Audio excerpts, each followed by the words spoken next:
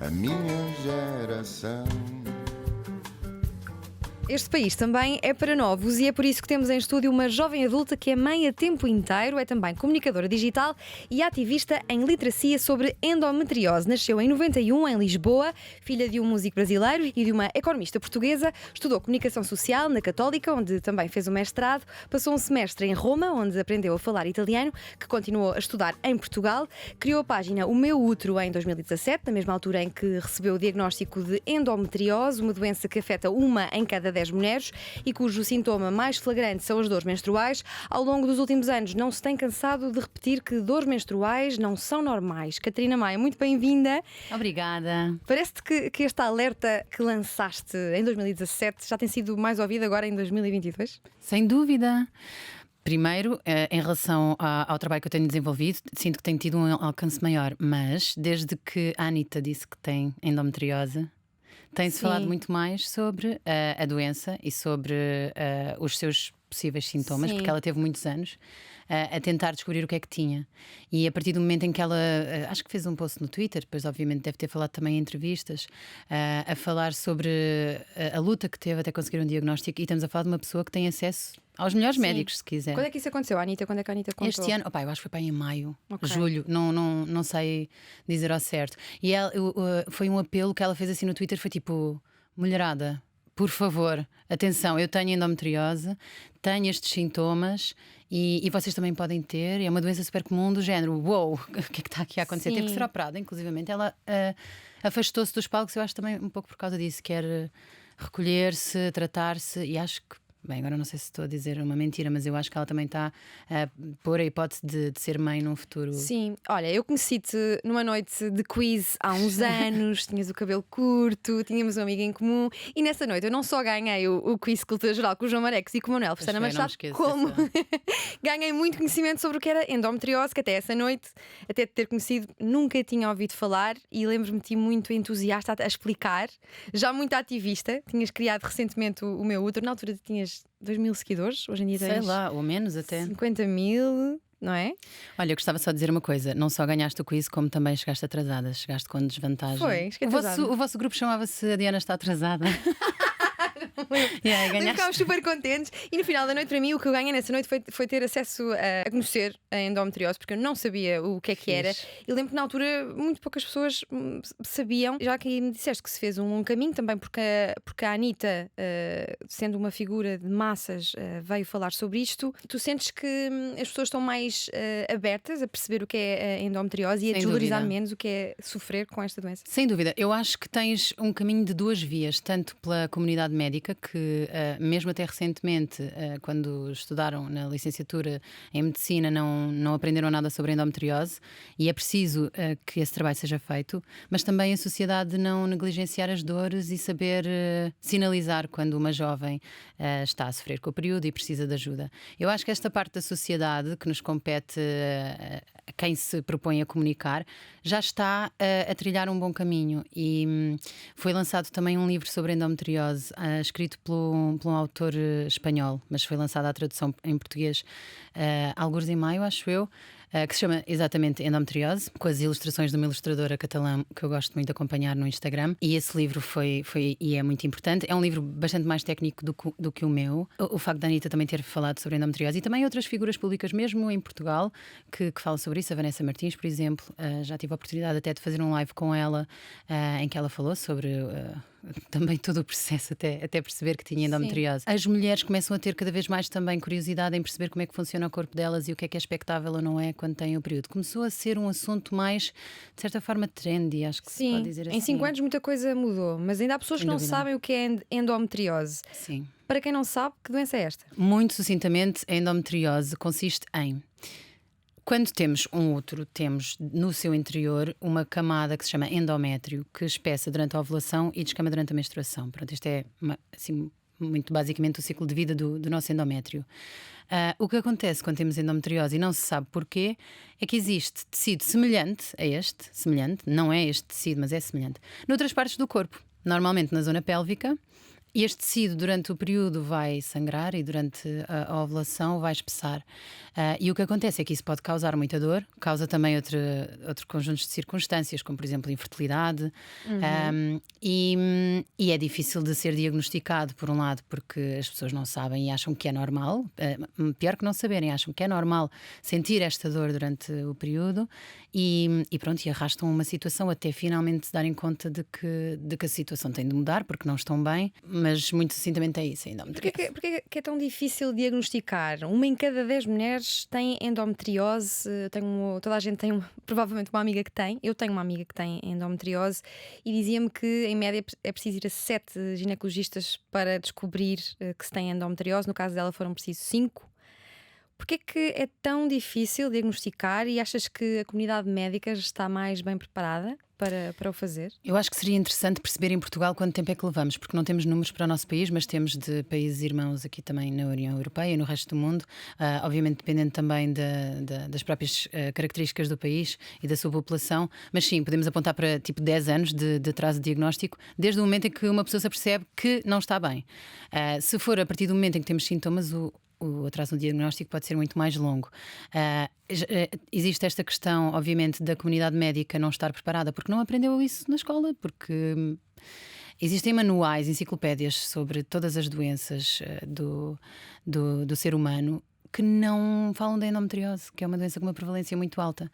Pronto, existe essa limitação, não é? Muitas mulheres procuram um diagnóstico e os médicos ou descartam as dores menstruais por dizerem que são normais ou por dizerem que são psicológicas. Agora, com a questão da Anitta, também existe o reverso da medalha, que é dizerem: agora a Anitta tem endometriose, toda a gente quer ter endometriose. Infelizmente isto acontece. Depois também existe a tal normalização por parte da sociedade. Depois disto, se já tivermos conseguido ultrapassar isto, ou seja, o facto de a sociedade diz-me, certo, não é normal, procura um médico, o médico diz, certo, não é normal, vamos tentar perceber o que é que se passa. Temos também os próprios exames de diagnóstico que têm limitações e que muitas vezes podem não identificar a doença ou a sua gravidade. Pronto, nestes casos o que os médicos devem fazer é tratar de qualquer modo, partindo do pressuposto que será endometriose. Mas infelizmente há médicos que dizem, não, então olha, não é endometriose, porque não apareceu na ressonância, não apareceu numa ecografia, então não pode ser endometriose. Isso não é verdade.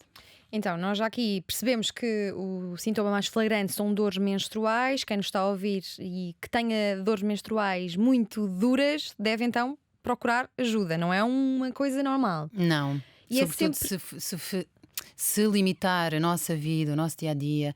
Notamos também que estas dores progressivamente começam a responder pior a analgésicos. Por exemplo, tomas um Brufen, que seja, e de repente já não te faz efeito, ou doem tanto ao ponto de desmaiares, ou teres de ir para as urgências do hospital. Pode dar-se o caso de se ter dores menstruais e não ser endometriose? Sim, pode. Dores extasiantes? Extasiantes. Pode não ser endometriose, mas será certamente alguma patologia que deve ser identificada e tratada. Se não forem extasiantes, às vezes pode ser também uma questão postural, por exemplo, mas Sim. neste caso não será uma condição que leva as mulheres a procurar proativamente ajuda. Acontece também nos primeiros anos depois de menstruarmos pela primeira vez. Pode acontecer termos dores menstruais que se resolvem por si próprias. Isto é comum.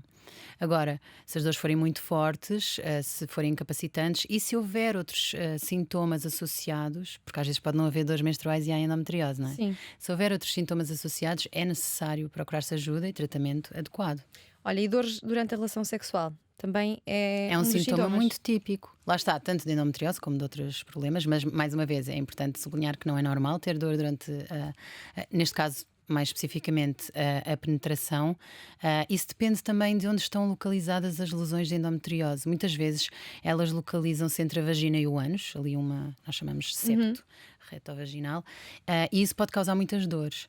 Outras vezes a dor pode ser mais profunda, com a penetração profunda. Às vezes até fazer um simples exame pode ser muito doloroso e isso deve ser também um sinal de alerta.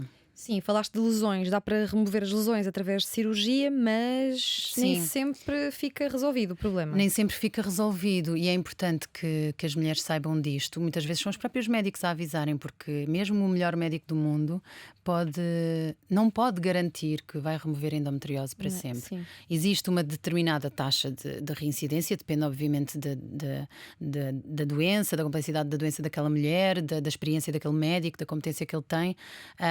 a mulher de facto pode ficar livre de endometriose para sempre ou por muitos anos, mas como existe o risco dela voltar, uma cirurgia deve ser sempre pensada com cuidado. E a pílula alivia as dores da endometriose? Depende dos casos. Na maioria dos casos, sim. Até porque quando se tem endometriose faz-se uma pílula continuada, ou seja, sem pausas.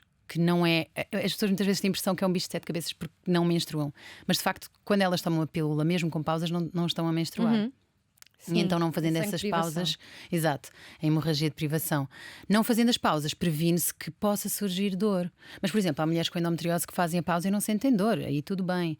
A não ser que, obviamente, tenham anemia ou qualquer coisa, pronto. Mas nem em todos os casos a pílula funciona também, infelizmente. Sim, tu já aqui mencionaste uma ligação entre a endometriose e a infertilidade. Tu agora és mãe, não é? Sim. Há 7 meses Sim. do Francisco. Houve momentos em que duvidaste de poder vir a ser mãe? Tiveste esse medo? Imenso! Aliás, eu convenci-me, a minha estratégia foi convencer-me de que eu não haveria de ser mãe. Eu tentei fazer um bocadinho as pazes com isso, porque eu não sabia se ia ser mãe ou não, se ia conseguir no momento em que eu quisesse. E então esta antecipação de uma possível infertilidade mexe muito connosco, sobretudo se é um sonho que temos. Epá, e então eu decidi começar a reconstruir uma narrativa sobre o meu futuro, Sim. não à volta da ideia de um dia ser mãe, mas à volta de outro tipo de conquistas pessoais. E de repente, tcharam! Afinal, pronto, eu sei que a infertilidade afeta muitas mulheres com endometriose, mais precisamente entre 20 a 30 a 50%. Sim. Assim é que é. Muitas vezes pode ser tratada também, mas depois existe a outra percentagem que não é afetada pela infertilidade, que foi o meu caso. Pronto. E como é que as empresas portuguesas lidam com quem tem endometriose? Olha, com quem tem endometriose eu não te sei dizer, mas sei-te dizer em relação a quem tem dores menstruais muito fortes e nem sempre tem a melhor resposta. Não posso dizer que não há exceções, claro que há, e eu própria tive experiências excepcionais, mas muitas vezes, assim como a sociedade e a comunidade médica descredibiliza as dores da mulher, muitas vezes em ambientes laborais as chefias pensam, lá está ela a usar isto como desculpa, não levam a sério, ou simplesmente pensam, pá, ok, se tens essa dor, resolve-a e vem trabalhar. E acho que também é importante, ao falarmos abertamente sobre não ser normal ter-se este tipo de dor, as próprias chefias podem ficar um bocadinho mais alerta e perceber que, ok, esta pessoa provavelmente tem um problema um bocadinho mais profundo. Existem casos lamentáveis de mulheres que são despedidas por... Bom, na verdade, não é diretamente esta a justificação utilizada, mas elas sabem que sim, porque têm que se ausentar periodicamente por terem as dores, não é? No fundo, têm uma doença. E isso muitas vezes custa-lhes o trabalho. O que é que se faz com o preconceito de não se acreditar que uma mulher está de facto a sofrer com dores, não só a nível laboral, a nível mesmo da sociedade? Eu acho que não se acreditar nas mulheres é muito transversal a muitos assuntos, não é? Olha, eu acho que é continuar a falar-se sobre este tema, validar-se a dores destas mulheres, tentar se compreender que dores são estas. Eu pedi à comunidade que me acompanha no Instagram para me descrever como é que eram as dores. E é muito interessante que as mulheres normalmente falam da dor como um ser, ou são umas garras, ou é um monstro, ou é um dragão, mas é sempre ali qualquer coisa, entidade vilã, que está a consumir as tuas entranhas. E depois tens descrições mais ou menos gráficas, como por exemplo, sentir-se também um pano, tipo como se os órgãos fossem um pano a ser espremido com força. Muitas comparam as dores a um trabalho de parto. E se eu não tenho estas dores, mas eu quero compreender se estas dores são ou não são intensas, se eu tenho a percepção que, ok, dores se calhar são normais. Se eu vir estas descrições, se calhar eu não vou ficar muito indiferente. Sim, em Portugal parece que ainda é preciso pedir licença para menstruar, mas em Espanha parece que os nossos vizinhos espanhóis estão mais à frente, aprovando a licença menstrual. Achas que em Portugal isso vai ser uma realidade em pouco tempo? Eu acho que não vai ser uma realidade em pouco tempo. E eu também acho que a licença menstrual tem que ser discutida com alguma cautela, porque existe uma doença, aliás, existem várias patologias que podem provocar dores menstruais graves ao ponto de não conseguirmos ir trabalhar. Portanto, a questão aqui para mim não seria tanto licença menstrual, seria uma espécie de licença ou baixa médica, periódica, por eu ter este problema de saúde. Só que as pessoas ainda não estão a ser diagnosticadas. Ainda estamos nessa luta, percebes? De tentar perceber como é que vamos fazer com que as pessoas tenham acesso a diagnósticos. Além de que a esmagadora maioria das mulheres que consegue um diagnóstico consegue-o através do privado. Também precisamos de fazer esse trabalho no sistema público, de quando uma mulher vai parar às urgências ou um médico de família que identifica que existem ali aqueles sintomas, de encaminhar.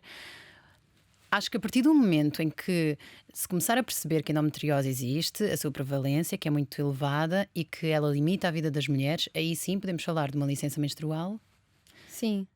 adequada. E para que fique claro, uma pessoa com endometriose pode ter dores tão incapacitantes que a impeçam de facto de ir trabalhar, não é? Sem dúvida, ronha. sim, sem dúvida. É assim, também é verdade que há mulheres que têm endometriose e que não têm dores menstruais.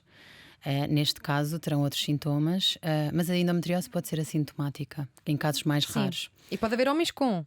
Pode haver homens com endometriose. É raro, mas existe. É extremamente raro, mas é muito curioso que homens possam ter endometriose porque eles não menstruam, não têm endométrio. Deita por terra muitas teorias que tentam explicar porque é que a endometriose acontece e ajuda-nos a ter um olhar, se calhar, um bocadinho mais global sobre esta doença. Ou seja, será que é mesmo uma doença exclusivamente associada à menstruação? Na maior parte das vezes sim, sem dúvida, porque pelo menos até 2018 ou 2019 a literatura falava de 17 casos de homens no mundo reportados, não é? Com endometriose. Portanto, é super raro.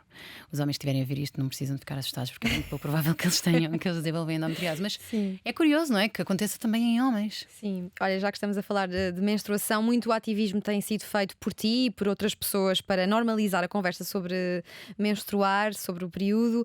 Porquê é que achas que a sexualidade feminina, a saúde reprodutiva, assusta, choca e enoja tanto ainda? Mexe muito com a nossa intimidade. Eu sentia, por exemplo, quando se falava de endometriose, quando eu comecei a falar, que os únicos contextos em que se dava luz a este assunto era pessoas que estavam a travar uma luta com a infertilidade.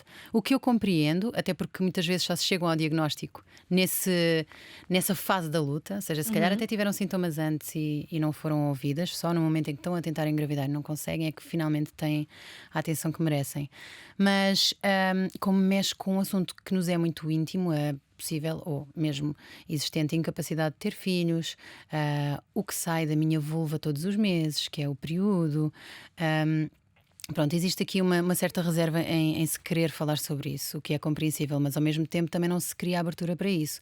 Eu não tenho que gritar aos 7 ventos que tenho endometriose e que menstruo. Se quiser fazê-lo, espero que haja esse espaço, mas deveria poder sentir-me à vontade para ter esta conversa com a minha mãe, com o meu pai, com os meus amigos, amigas, parceiros, parceiras, e isso ainda não acontece. Vivemos muito a menstruação escondidas.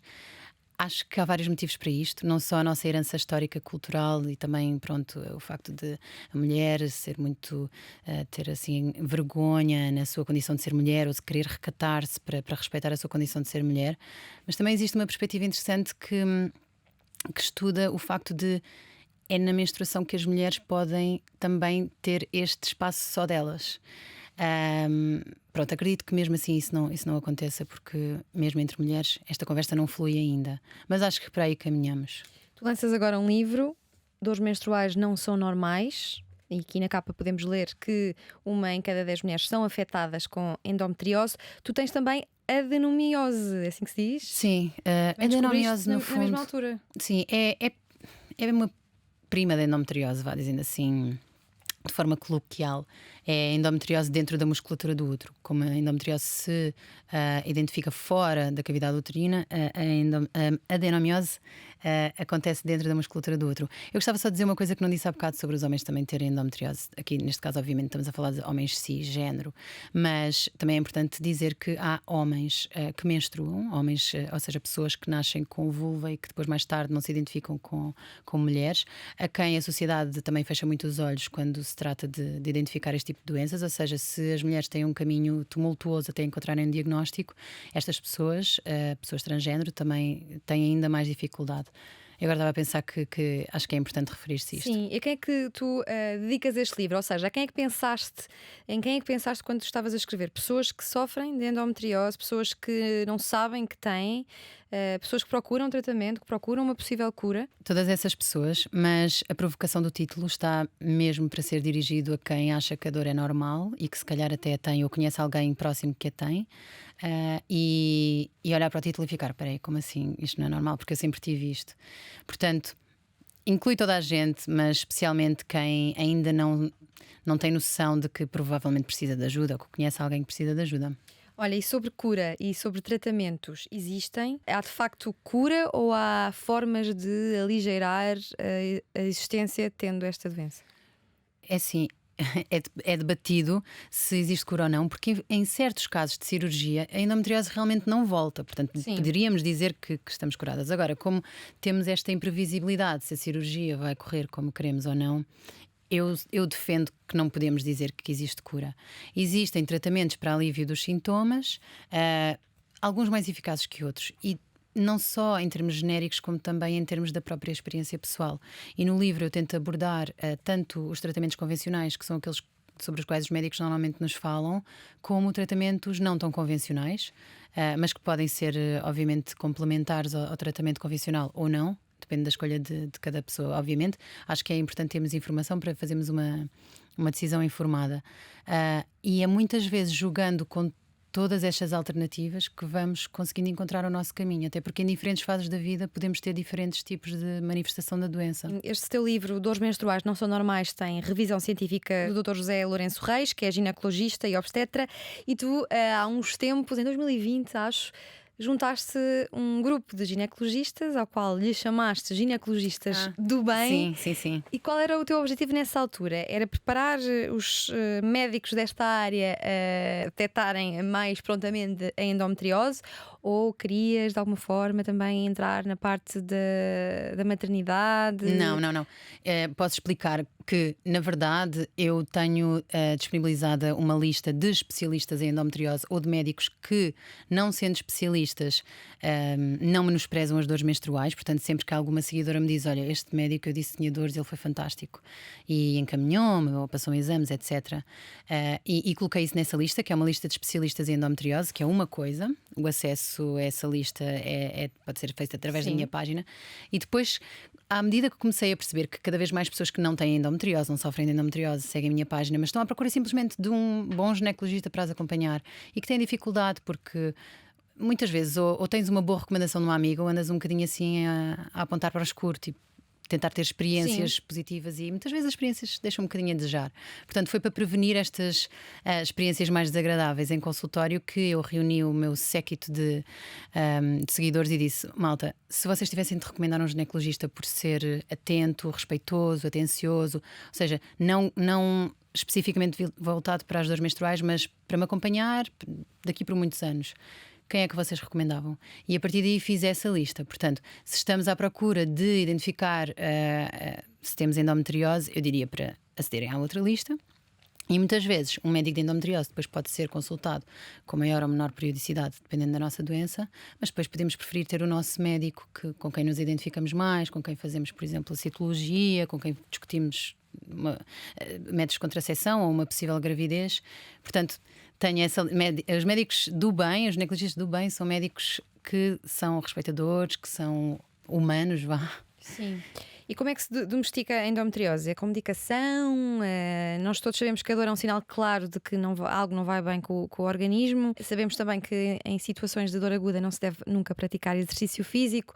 Há exercícios físicos que se possam fazer para conviver com a endometriose, que ajudem? Depende, lá está, mais uma vez, depende muito de onde é que temos as lesões e de como é que elas nos fazem sentir, mas muitas vezes práticas tipo yoga ou pilates, que são um bocadinho mais suaves na abordagem, não é como um HIIT, por exemplo, ou como um CrossFit, podem ser mais indicadas, mas também é importante que falemos com quem está a dar a aula e expliquemos que temos estas dores ou estas lesões. Por exemplo, se eu estou um bocadinho diminuída na minha zona lombar, se calhar há exercícios de yoga e de pilates que não são nada recomendados.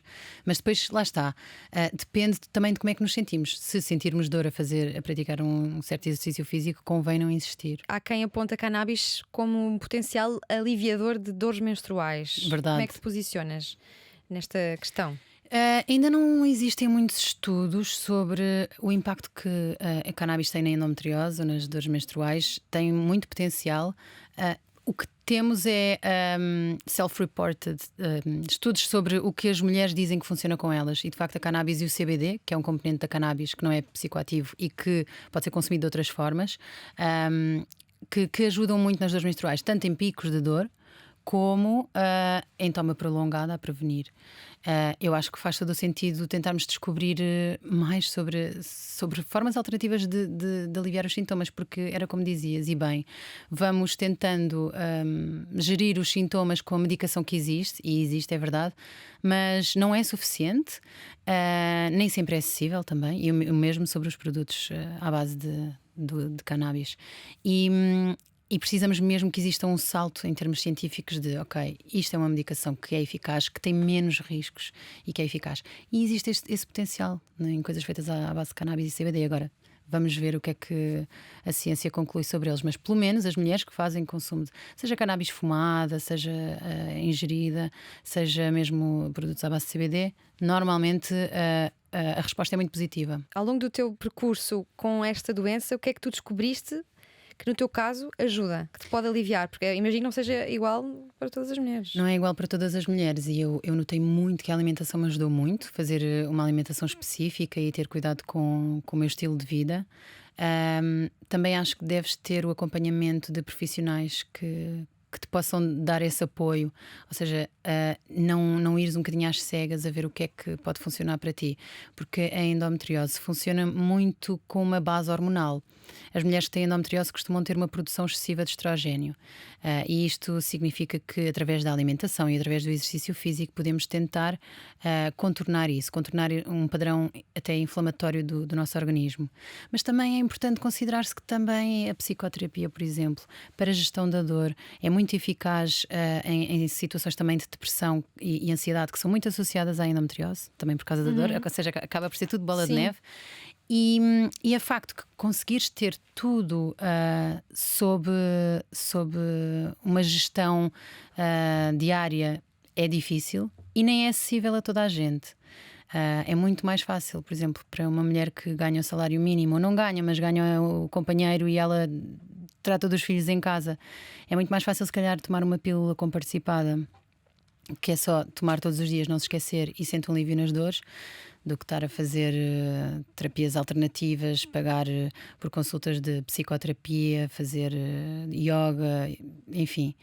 Então eu acho que existe imenso potencial em formas complementares através da alimentação, suplementação, acompanhamento certo, etc. Mas também é importante vermos a big picture, não é? Vermos as coisas assim um bocadinho mais de fora. Primeiro nós temos de garantir que, pelo menos ao acesso médico, toda a gente pode chegar. E há pílulas, há muitas pessoas que se dão mal com vários tipos de pílula quando têm endometriose. E então existe uma pílula específica para a endometriose, mas que custa 50 euros por mês. E felizmente agora existe uma alternativa, mas custa 25. Que, ok, é melhor, mas sei lá. Mas as acho que ficam, podemos de facto, fazer melhor. Em muitas mulheres, sim. Lá está. Às vezes isto também é muito frustrante. Às vezes também passa por uma tentativa e erro, não é? De medicação. Por vezes a pílula não funciona, temos que passar por uma medicação mais agressiva, que é comumente chamada de menopausa química, que o próprio nome já dá um bocadinho a entender que é pesada para o organismo. Não deve ser feita mais de 6 meses normalmente, e tem efeitos adversos muito agressivos, como perda de densidade óssea, etc. Mas de qualquer das formas, em muitos casos é isso que traz alguma qualidade de vida às mulheres. Tu, quando inicias o Meu Útero em 2017, havia muitas páginas de Instagram a falar sobre a endometriose? Não, eu não conhecia nenhuma. Aliás, conhecia talvez duas. A página da Mulher Endo, da Associação Portuguesa de Apoio a Mulheres com Endometriose, mas por acaso eu acho que nessa altura, não tenho a certeza se a Mulher Endo estava no Instagram, e existia algumas páginas no Brasil, mas eram muito viradas para a comunidade, tanto, pronto, obviamente para o país brasileiro, mas próprias da comunidade, ou seja, em cada estado, em cada zona. E eu tive muito contacto com essas páginas, mas os desafios também que encontras no Brasil são completamente diferentes. Sim, dos mas que eu encontras cá. lembro-me quando estavas a criar no início da página que foi crescendo muito com feedback de outras pessoas com endometriose e muitas também Muitas no brasileiras, Brasil, não é? no início, sim. Agora já noto que é muito residual. O número de pessoas do Brasil que me acompanha é muito mais residual proporcionalmente, mas também porque eu comecei a identificar que, lá está, antes de se falar sobre formas de gerir a endometriose e tudo mais, era preciso fazer-se um trabalho de ativismo, porque em Portugal as pessoas não estavam atentas para este problema. E no Brasil estavam mais também, porque no Brasil existe muito mais gente, não é? E os médicos no Brasil também estão muito mais sensíveis para a questão da endometriose. Pronto. Era um trabalho que eu sentia que aqui devia ser feito. Então achei que era mais importante fazer o verdadeiro ativismo de uau, olha, pessoal, Sim, isto existe. e nós atualmente vemos cada vez mais influencers e comunicadores digitais a partilhar algumas das partes menos positivas do seu dia a dia, mas eu lembro que em 2017 não era assim tão comum e também me lembro de partilhas tuas a mostrar, por exemplo, um dos sintomas que é a barriga muito inchada, Sim. lágrimas nos olhos. Sim. Sentiste que essas partilhas que tu fazias eram uma forma de partilhares a tua dor com o mundo ou também de fazer sentir a outras mulheres que não estavam sozinhas nessa dor? Sim, e convidar também as mulheres a falarem abertamente sobre a dor, para tirar um bocadinho a vergonha disto. Às vezes eu pensava, eu sinto sempre que nas redes sociais, por muito honesta que tu queiras ser, existe sempre ali um filtro, nem que seja o facto de tu teres pensado que vais fazer aquilo. E eu sempre tentei fazer um trabalho que na minha consciência me deixasse tranquila de estou a ser o mais transparente possível. E para mim ser transparente implica também, obviamente, falar das questões menos positivas e às vezes das questões mesmo más.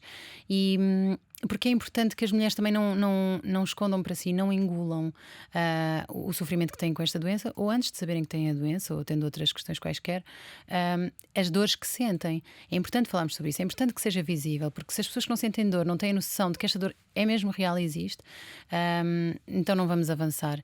E ao partilhar a minha dor, eu sentia também que encorajava as mulheres a partilharem também a sua. Normalmente em testemunhos anónimos, mas o que noto também cada vez mais é que me dizem para não. Eu pergunto sempre se posso partilhar em anónimo e muitas vezes dizem não precisas de pôr anónimo. Sim. E isso mudou nos últimos dois anos para aí. Sim, tu ao criares o Meu Útero foi uma forma de partilhares tudo o que já sabias, mas imagino também tenhas feito grandes descobertas também graças às pessoas que te Sim. seguiram.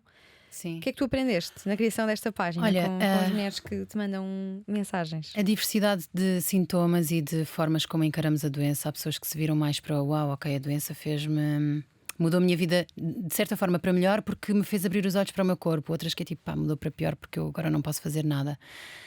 Mas também já houve coisas que descobri através de inúmeros testemunhos que me chegaram que ainda não encontrei na literatura científica, porque depois eu tento fazer assim um bocadinho a ponte.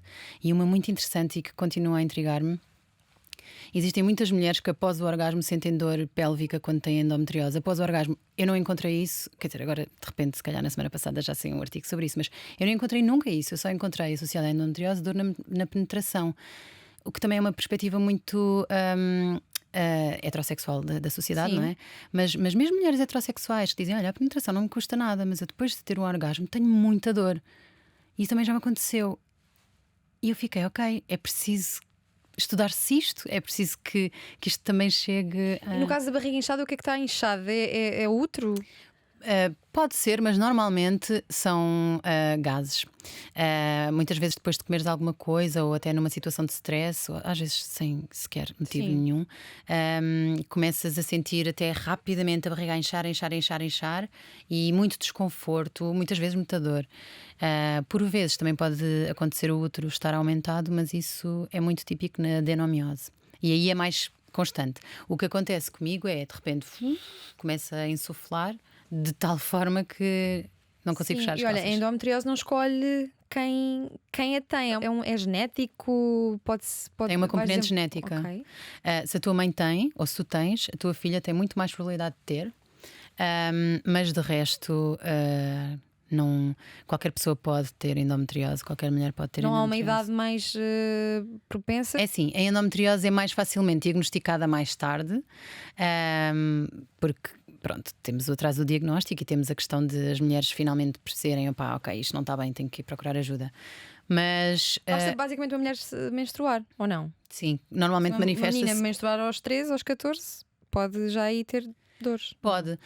Eu falei com uma especialista em imagiologia que contribuiu para o livro também, existe o testemunho dela aí, e ela disse-me que é muito difícil identificar-se através de exames de imagem endometriose em jovens assim novinhas, mas que já ficam sinalizadas, que muitas vezes as próprias mães, e que ela nota esta diferença, as próprias mães já proativamente levam as filhas, ok, as mães que têm endometriose, não é? As filhas têm muita dor, talvez tenham, então ficam sinalizadas, mas ela diz que só no início da fase adulta é que se vêem mais facilmente as lesões. Ok, então não vamos aqui fechar em idades? Porque Não pode. É Não, possível é uma mulher impossível. descobrir aos 50 anos? É possível e é muito frequente até. É mais frequente ali pelos 30 e picos. 30 e picos, que é quando estão a tentar engravidar. Sim, mas uma mulher beneficia Normalmente. sempre do diagnóstico ser feito o mais rápido possível. Claro, porque é importante monitorizar a doença. Muitas vezes, quando descobres a doença, se calhar já acometeu o intestino. Inclusivamente precisas de fazer cirurgia ao intestino, porque isto não é uma doença do útero, embora pareça, não é? Sim. E precisas de qualidade de vida. Olha, tu defendes que ainda há muito tabu à volta de tudo o que é alusivo à vulva. Achas sem que dúvida. temos uma sociedade muito conservadora, mesmo com vozes como a da Anitta a fazerem barulho? Olha, eu acho que está a mudar. O que eu sinto é que está a mudar, mas eu às vezes esqueço-me que estou numa bolha também. E eu digo isto porque para muita gente isto continua sem dúvida a ser um tabu, mas também sei que na nossa geração há cada vez mais curiosas. Até posso dizer que o médico que fez a revisão científica, eu estava a conversar com ele na apresentação do livro e ele disse que cada vez mais as pacientes jovens dele, por exemplo, ele faz uma ecografia e elas perguntam: o que é isso? Aí é útero, ali é bexiga. Mais curiosa. Estão mais curiosas e também estão mais empenhadas, interessadas na sua própria saúde e no seu próprio corpo. É uma coisa que a Patrícia Lemos do Círculo Perfeito também fala muito, que é: nós chegamos ao médico e passamos um bocado a batata quente e é tipo, ok, agora tratas tudo isto, mas é o nosso corpo também. Há coisas que nós podemos observar e devemos em casa, com a nossa menstruação, com o nosso muco cervical, etc. E que nos vão poupar se calhar algumas idas ao médico e algumas situações que não nos vão ajudar muito. E ele dizia que o doutor achava muita graça a ver este tipo de iniciativa, mas eu também sei que muitos médicos não gostam. E eu até diria que se calhar a maioria de médicos pode não lidar muito bem com esta iniciativa, mas eu acho que é uma questão cultural, deve ser encorajada e devemos continuar a questionar-nos, a perguntar. O médico, por exemplo, diz: olha, então faz esta medicação. Ok, mas tem alternativas? Mas quais é que são as vantagens e desvantagens? Ainda há muitos médicos que dizem: isso não interessa, não leia a bula. Opa, é importante lermos a bula, temos que saber o que é que estamos a meter no nosso corpo. É importante questionarmos e é importante que o médico também nos passe essa informação. Sim, nós estamos à conversa com Catarina Maia, autora do Meu Útero, no Instagram. A Catarina, que é uma comunicadora digital e uma comunicadora nata, como podemos ver aqui, gosta de escrever, lançou Obrigada. este livro, mas ainda tens outro, que é o Ilustrário do Amor Próprio. Sim, eu não tenho esse livro, vá. Eu tentei organizar as coisas para que esse Sim. livro acontecesse. Foi uma ideia que fui cozinhando e que depois acabou por ganhar asas. Um bocadinho para tentar dar resposta ao facto de não haver uma expressão para masturbação feminina em português, assim, uma expressão coloquial. Sim. E para masturbação feminina, masculina existe. E então pedi à comunidade que me acompanha no Instagram para me sugerir expressões, e muitas delas foram inventadas, outras foram expressões que as pessoas usam desde sempre ou que decidiram começar a usar. E depois, pronto, fiz uma listagem destas expressões e convidei ilustradores em Portugal. 69 ilustradores. E Mas podes- isso foi um acaso, 69 foi um acaso. Sim, nem estava a pensar noutra coisa. Mas que expressões, podes-nos dizer algumas dessas expressões que Sim, juntaste e que alegrar a ilustradores? patroa, eu acho que alegrar a patroa é dos meus preferidos. Polir a pérola. Opa, tens aquelas também óbvias, não é? Do mexilhão. Há muitas em relação a marisco. Será uma coisa portuguesa? Não sei, mas é uma questão talvez pertinente. Há muitas relativas a marisco. E pronto, e depois houve umas tipo. Pá, por acaso agora não me estou a lembrar. Pá, estou-me a lembrar, eu lembro-me perfeitamente quem é que ilustrou e quem é que sugeriu que foi a mesma pessoa. Foi o meu amigo Tiago Guerreiro. Mas não sei se era onde é que podemos pipareta ou uma consultar coisa o assim. Ilustório do Amor Próprio? Olha, não podes, foi uma edição Foi uma edição única. independente, única. Sim, lamento muito, mas chegou a várias casas deste país e ainda bem. E os lucros foram cedidos à Associação Gentopia, que é a Associação pela Diversidade e Igualdade de Géneros. E foi uma grande aprendizagem fazer isso tudo. Mas pronto, no fundo o que eu fiz foi um bocadinho juntar a minha comunidade com os ilustradores e Sim, mas deixar a isto magia também para acontecer. mostrar que além de endometriose e da menstruação também abordas a sexualidade e o prazer, que são, apesar de tudo, temas que se tocam intimamente. Sim, e que sem vivem- dúvida, sem dúvida. E agora também um bocadinho a maternidade, embora eu tente sempre afirmar que eu não sou referência. Não me quero afirmar de todo como uma página sobre maternidade, mas sendo esta a minha experiência. É a tua e vida tem muito agora, que não é? ver. Exato. E ouvi dizer que as tuas plantas não estão a sobreviver muito este novo capítulo da maternidade na tua As vida. minhas plantas estão a ter o pós-parto mais duro que eu já vi. Por acaso eu gosto muito de olhar para elas e pensar nisso, que é um bocadinho, estamos juntas neste processo adaptativo, coitadinhas. Era tão simples como regá-las, mas é sempre, ok, já vou, agora tive uma pausa, espera, deixa-me beber um café, deixa-me fazer um xixi, já vou tratar das plantas, depois nunca vou. Eu gosto muito de falar sobre estas questões da maternidade, pontualmente, de o que é que isto é de facto e como é que sentimos isto, embora não aprofunde demasiado, mas acho que tem tudo que ver também com sexualidade, com menstruação, com a experiência que eu tenho, não é, em ser mulher e pronto. E olha, a endometriose na gravidez faz-se notar, superada a fase alguns de casos, não sim. de ser fértil e se poder ter filhos, sofres tanto ou menos ou mais do que uma grávida sem endometriose? Em muitos casos podes sentir tanto ou mais dor. Conheço alguns casos assim. Noutros, diria-te que até a maioria não sentes, porque também a atividade do estrogênio está controlada, vá. Eu tive um descolamento de placenta e sabes que eu pus-me a pesquisar se havia relação, e há indícios de que pode haver relação entre quem tem endometriose e maior probabilidade de haver um descolamento de placenta. Explica-nos o que é um descolamento de placenta para quem está a ouvir e não faz Sim, ideia. desculpa, do que seja. eu estava grávida e um dia acordei e detectei que tinha sangue na minha roupa interior. Obviamente, fomos para o É hospital. uma situação que põe em pânico muitas mulheres Claro. e não falam assim tanto. Claro. Eu já vi muitas mulheres dizerem durante a gravidez que olham sempre para ver se tem qualquer coisa. E eu também sempre fiz isso. Eu acho que se calhar todas fazem, não sei. Acho que é um bocadinho intuitivo. Pá. E nesse dia tinha. Então fui ao hospital. E a placenta é um órgão que se forma durante a gravidez, que no fundo vai alimentar, filtra ali, etc. As coisas para a mãe alimentar o bebê. Portanto, é super importante. E a minha começou a descolar. Se a placenta descolar completamente, acabou-se a gravidez, não é? Pondo isto assim de uma forma mais ligeira. Portanto, o que me recomendaram foi ficar em repouso total, o que foi horrível. E há médicos que defendem que não deveria ser assim, mas pronto, eu decidi fazer isso para garantir que corria tudo bem e que não ficava com peso na consciência. E foi bastante chato, foi aborrecido, sobretudo. Não senti qualquer dor, mas tive que ficar ali muito tempo quieta. E depois procurei, achei que, não sei, podia ter alguma relação, e de facto pode ter, não sei se foi o meu caso. Mas... Sim, olha, e como é que fica agora a tua comunicação digital enquanto estás nos primeiros meses de maternidade? Tu tens uma relação bastante saudável, diria eu, com o Instagram. Fazes pausas quando tens de fazer, voltas quando tens de Obrigada. voltar. Obrigada por apelidares isso de saudável, porque às vezes eu sinto que devia, sabes? Devia continuar a produzir. Há coisas que eu quero dizer, mas depois é tipo, preciso de me ausentar. E nunca consegui dizer, olha malta, vou-me ausentar durante um mês, vou de férias ou sei lá. Desapareço. Há vezes em que Mas já o fizeste alguma vez, quando mudaste de casa? Fiz. Eu já fiz isso para aí 2 ou 3 vezes e soube-me bem e fui tipo, ok, agora volto quando me apetecer. Não tenho de sentir pressão para voltar. Eu quero libertar-me desta pressão para voltar, viver a vida e depois voltar.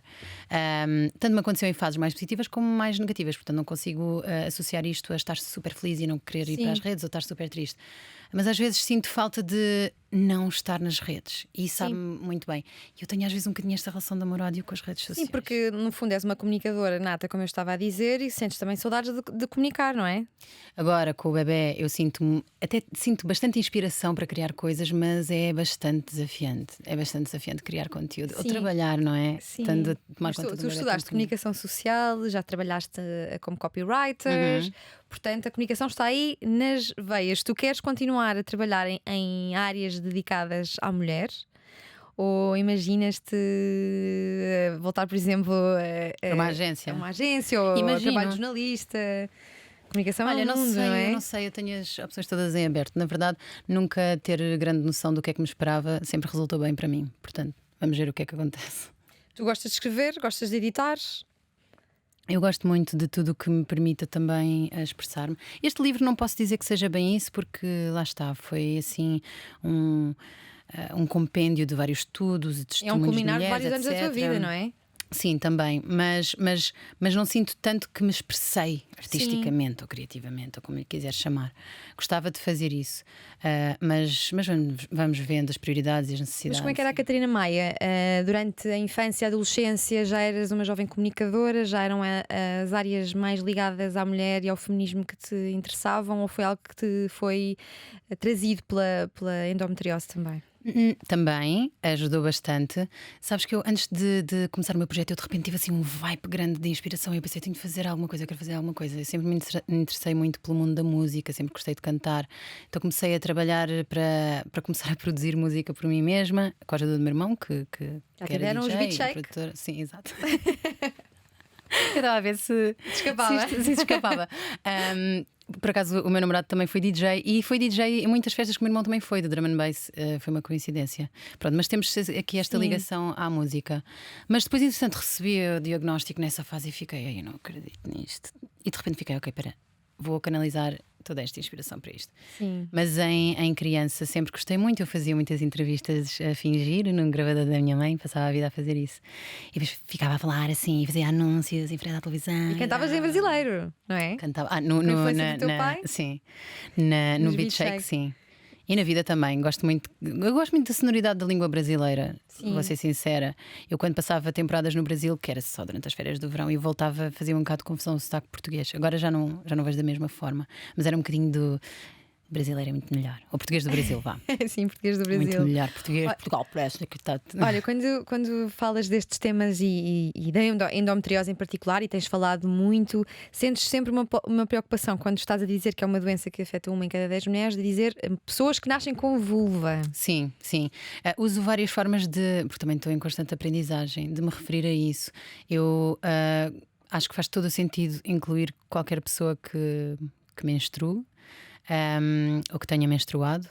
E uma forma que eu usava para identificar era pessoas que nasceram com útero. Mas há pessoas que nascem sem útero e que podem ter endometriose, Sim. que é bastante raro. Eu, ok, pessoas que têm útero, mas há pessoas que removeram o útero por causa da endometriose, ok, então este termo também não dá. Pessoas AFAB, que é Assigned Female at Birth, também pode ser usado, e às vezes uso, ou pessoas que nasceram com vulva, porque eu sei que é um tema sensível para muita gente, a questão da disforia de género, a questão da identidade de género. Acho que essas pessoas não há sentido nenhum para serem excluídas da conversa, mas também ao mesmo tempo compreendo que há muitas pessoas que nascem com vulva, que se identificam como mulheres e que gostam de afirmar essa sua identidade, e também sei que é por causa desta identidade atribuída, pronto, socialmente, não é?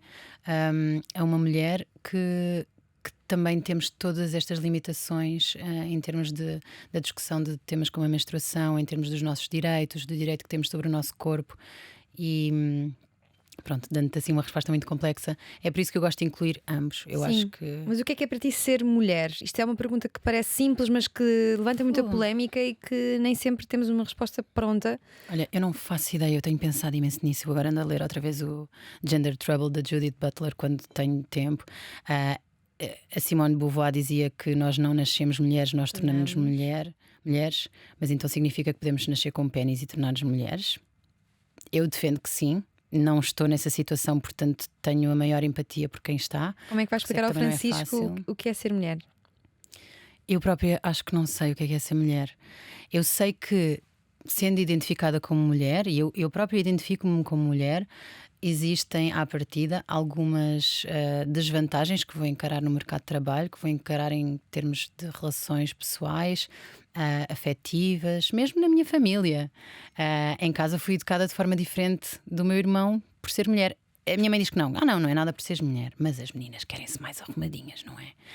Então tens aí um bocadinho essa tal perspectiva assim meio dissimulada do que é que se espera de uma mulher. Mas ando com essa questão há muito tempo. O que é que para mim é ser mulher, e não sei, nem sei se vou conseguir chegar a essa resposta. Olha, e porquê é que continua a ser tão importante falarmos e explicarmos o que é o feminismo?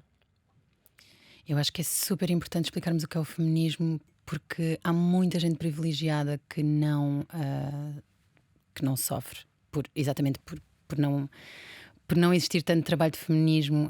Existem pessoas que estão um bocadinho à parte e que precisam de ser chamadas à atenção do seu privilégio. Neste caso, obviamente, estou a falar de homens ou homens cisgénero, sobretudo brancos. Agora, os homens cisgénero brancos, todos que tiverem a ver isto, vão achar que eu estou a insultar, mas não é nada disso. Simplesmente temos um mundo que foi muito feito à imagem do standard do homem, não é? E é muito importante darmos conta do privilégio que essas pessoas têm, do privilégio que nós lhes damos, em várias esferas da vida social e não só. E o feminismo vem lembrar que é importante lutar pela igualdade de direitos, e que os direitos não estão só na possibilidade de votar. Os direitos estão muito longe disso, estão no facto de casais, agora eu estou muito sensível a esta situação, não é? Casais em casa. A mulher é quem lida com muito mais responsabilidades domésticas, tarefas que tenham que ver com os filhos, que tenham que ver com tratar da roupa, tratar da comida, etc. E isso é simplesmente suposto. É assim. Acho que caiu assim uma lei e acabamos por reproduzir isso. Vemos isso com os nossos pais, vemos isso com os nossos avós. Mas a minha mãe não se importa, ela sempre gostou de cozinhar. Mas a tua mãe se calhar também não teve a opção de pensar, isto se calhar não é muito justo. Devíamos dividir aqui as coisas melhores. Pronto. Mas isto tudo para dizer que ainda temos um longo trabalho pela frente, sobretudo nos tempos que correm. Eu acho que estamos aqui um bocadinho na corda bamba, para ser sincera, em que já começam a ser discutidas as possibilidades de nós termos ou não direito sobre o nosso próprio corpo. Acho que se podem avizinhar tempos um bocadinho negros. Olha, o que é que gostavas que te tivessem dito em 2017 ou até antes? Em 2017, quando foste diagnosticada com endometriose, que te pudesse ter facilitado a vida logo ali, ou que te pudesse acalmar? Creio que houve um esforço também para reunir essa informação neste livro. Este livro, se tivesse aparecido nessa altura, teria sido mais fácil para ti? Sem dúvida, eu também escrevi esse livro com isso em mente. Eu lembro-me de ir para casa depois e começar a pesquisar e a pensar: eu tenho uma prima com endometriose no Brasil. E ela disse-me: o quê? O médico mandou-te tomar a pílula? Não, tens que tomar menopausa química. E eu, peraí, nunca ouvi falar disto.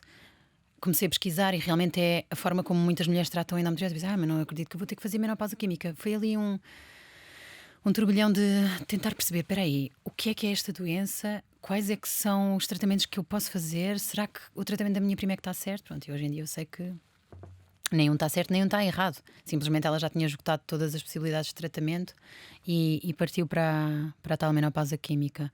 Mas se calhar ter assim uma visão geral, tipo, o que é que me espera? Com o que é que eu posso contar? Que informação é que eu devo ter também do meu lado para colocar questões quando o médico me propõe um tratamento ou me fala do diagnóstico? E eu gostava de ter sabido isso tudo. Na altura não soube, não. Depois aprendi muito por pesquisa. E por experiências também. Mas é que o Dr. Google às vezes é muito assustador, não é? Quando nós estamos desconfiados de termos alguma doença, é um bocado difícil descobrirmos pau de dois bicos. Onde é que está a informação fidedigna e para onde é que nos devemos guiar. Por acaso a Ana Markel disse-me que tem uma amiga que para aí há 10 anos tinha uma série de sintomas e que ela ficou a pensar: ok, isto é muito estranho, e foi pesquisar. Não a amiga, a Ana. Sim. Foi pesquisar e acabou por concluir, com a ajuda do Dr. Google, que ela podia ter endometriose, e de facto tinha. Portanto, em muitos aspectos, eu sei que o acesso à internet, as redes sociais, a comunicação facilitam muito o diagnóstico, porque as mulheres já chegam: eu conheço esta doença, eu acho que posso ter porque eu tenho estes sintomas todos. Por outro lado, tu tens um tremelico no olho e já achas que estás com um cancro terminal no cérebro, não é? Então, o que é que aconselhas? Irmos à internet ou lermos este livro? Dores menstruais não são normais? Olha que pergunta. Ficou tudo neste livro? Não ficou nada para dizer? Olha, por acaso ficaram coisas por dizer. Diz agora. Coisas muito mais. Pronto, é um bocadinho. Vai ser impossível, na verdade, dizer, mas existem muitos exames muito específicos, em manifestações muito específicas da doença, que depois eu fiquei a pensar que se calhar devia ter incluído. Neste caso concreto, isto é um lamiré sobre as situações standard, mas eu imagino também mulheres com endometriose a lerem este livro e a pensarem: peraí, mas ela não está a falar deste exame super exigente que eu fiz. Por exemplo, colonoscopias. Eu não falo disso no livro. A endometriose pode-se manifestar através de sintomas intestinais, pode existir a endometriose no intestino e um dos exames que se faz é a colonoscopia. Pronto, eu não incluí isso. Depois fiquei a pensar que devia ter incluído. E também em termos dos próprios testemunhos, às vezes penso que o livro podia ter tido mais testemunhos. Quem sabe para uma próxima edição? E é isso que eu ia te perguntar. Farás uma próxima edição? Quando é que o escreveste? Foi durante a Vamos ver. gravidez? Foi sobretudo durante a gravidez, sim. Nem sei bem como. Estavas com tempo. Olha, estava cheia de sono constantemente, mas por acaso à noite estava-me ali não sei, despertava e ficava ali de madrugada a trabalhar no livro. Olha, parto e pós-parto, correu tudo Correu tudo normalmente? É assim, correu tudo bem. Um bocado difícil dizer isso. São fases duras Mas sim, para as mulheres. são fases duras. Cada vez mais se fala sobre isso e abertamente, e ainda bem. Ainda bem. E eu acho que isto anda de mãos dadas com esta questão também de se falar mais sobre período, de se falar mais sobre sexualidade, sobre standards, enfim. Mas foi fixe, não me posso queixar. Recomendas a experiência? Sim, recomendo. É assim, Tirando das feridas. as plantas e a falta de sono. Opa, eu tive uma chatice com a amamentação e acho que isso é muito comum. E essa parte eu não recomendo nada, mas olha, acho que faz parte. Mas qual foi a chatice? Foi a falta de não saberes como é que fazia a pega? Muitas mulheres se Olha, queixam disso? Não. Ele de facto não conseguia porque ele tinha a língua muito presa. Ok. Magoou-me muito. Durante muito tempo cortámos o freio dele, que é aquela membranazinha debaixo da língua, 2 vezes. Andámos neste turbilhão, as mamas infectaram, foi mesmo uma chatice. Mas acontece. Ser mulher não é para todos. Mas não. Mas não. Quando era mais nova tinha um blog e fazia vídeos no YouTube a falar de cenas avulsas. Chegou a gravar um disco de drum and bass editado pela Sony em que cantava e o irmão era o DJ. Eram os Beat Shake, filha de músico brasileiro, cantava com sotaque do Brasil e tinha um hit chamado Verão que podem consultar no YouTube.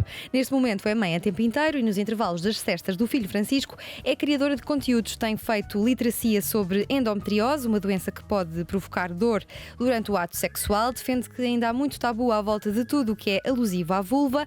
Em 2020 publicou Ilustrário do Amor Próprio, uma publicação independente com 69 expressões de masturbação feminina, e nesse mesmo ano criou uma lista colaborativa de ginecologistas a que chamou Ginecologistas do Bem, e o principal objetivo era evitar más experiências em consultório. Trabalhou como copywriter numa agência. Em 2019 tornou-se freelancer de conteúdos digitais. Em 2021 trabalhou nas redes sociais da Comissão Europeia. Atualmente vive no Baleal, em Peniche, para onde se mudou este ano, 2022, ano em que publicou o livro Dores Menstruais Não São Normais, baseando-se na evidência científica mais atual sobre endometriose. Criou o projeto O Meu Útero para abrir o diálogo sobre esta doença, e o diálogo continua aberto, como puderam verificar pela última hora de conversa com a Catarina Maia na Antena 3 e na RTP3. Catarina, obrigada. Obrigada. O que vamos fazer?